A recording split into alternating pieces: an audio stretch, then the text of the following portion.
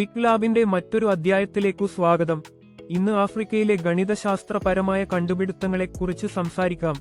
History of മാത്തമാറ്റിക്സിന്റെ മുൻ അധ്യായങ്ങൾ കാണാത്തവർ ഡിസ്ക്രിപ്ഷൻ ബോക്സിൽ ലിങ്ക് കൊടുത്തിട്ടുണ്ട്, ദയവായി കാണുക. ആഫ്രിക്കയിലെ ഗണിതശാസ്ത്രത്തിന്റെ ചരിത്രം വളരെ സമൃദ്ധവും ശ്രദ്ധേയവുമാണ്. പുരാതന കാലം മുതൽ തന്നെ ഗണിതശാസ്ത്രത്തിൽ അവിടെ വളർച്ചയും ഗവേഷണവും നടന്നിരുന്നു. ആഫ്രിക്കൻ സംസ്കാരങ്ങൾ സൃഷ്ടിച്ച ഗണിതവിദ്യകൾ ആധുനിക ഗണിതശാസ്ത്രത്തിന് അടിസ്ഥാനം നൽകിയിട്ടുണ്ട്. 1. ഈജിപ്ത്, മിസ്രി ഗണിതശാസ്ത്രം.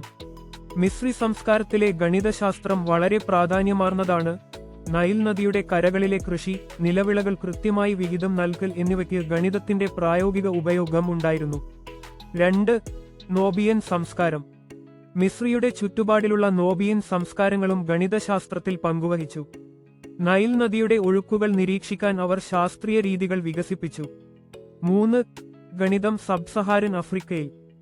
സബ്സഹാരൻ പ്രദേശങ്ങളിലെ ആദിമ ഗോത്രങ്ങൾ അവരുടെ കലണ്ടറുകളും കൃഷിരീതികളും ഗണിതശാസ്ത്രം ഉപയോഗിച്ചാണ് രൂപപ്പെടുത്തിയിരുന്നത്. ഉദാഹരണത്തിന് ഇഷാൻഗോ ബോൺ എന്ന 20,000 വർഷ പഴക്കമുള്ള ഗണിത ഉപകരണം ഇന്ന് ലോകത്തിലെ ഏറ്റവും പുരാതന ഗണിത സങ്കല്പങ്ങളിലൊന്നായാണ് പരിഗണിക്കുന്നത്. 4. ഇസ്ലാമിക കാലഘട്ടത്തിലെ സംഭാവനകൾ. ഇസ്ലാമിക ദൂതന്മാർ ആഫ്രിക്കയിൽ ഗണിതശാസ്ത്രം വ്യാപിപ്പിച്ചു. പ്രത്യേകിച്ച് അൽഗബ്ര, താരസംഖ്യാശാസ്ത്രം എന്നിവയിൽ അവർ മികവ് തെളിയിച്ചു. ടിംബക്ടുവിലെ ലൈബ്രറികൾ ഗണിതശാസ്ത്ര ഗ്രന്ഥങ്ങൾ കൈവശം വച്ചിരുന്നു. 5. ആധുനിക കണക്കുകൾ. ആധുനിക കാലത്ത് ആഫ്രിക്കൻ ഗണിതശാസ്ത്രം ആഗോളതലത്തിൽ സ്വാധീനം ചെലുത്തി. പ്രമുഖ ഗണിതശാസ്ത്രജ്ഞർ അവരുടെ ഗവേഷണത്തിലൂടെ ഈ പാരമ്പര്യം ഉയർത്തിപ്പിടിച്ചു. സംഗ്രഹം. ആഫ്രിക്കയിലെ ഗണിതശാസ്ത്രം മനുഷ്യരാശിയുടെ ചരിത്രത്തിലെ ഒരു മികവുറ്റ അധ്യായമാണ്. പ്രാചീന കാലഘട്ടം മുതൽ ശാസ്ത്രീയവും സാങ്കേതികവുമായ ആശയങ്ങൾ അവർ വികസിപ്പിക്കുകയും ആധുനിക ഗണിതശാസ്ത്രത്തിന്റെ വളർച്ചയിൽ വലിയ പങ്ക് വഹിക്കുകയും ചെയ്തു.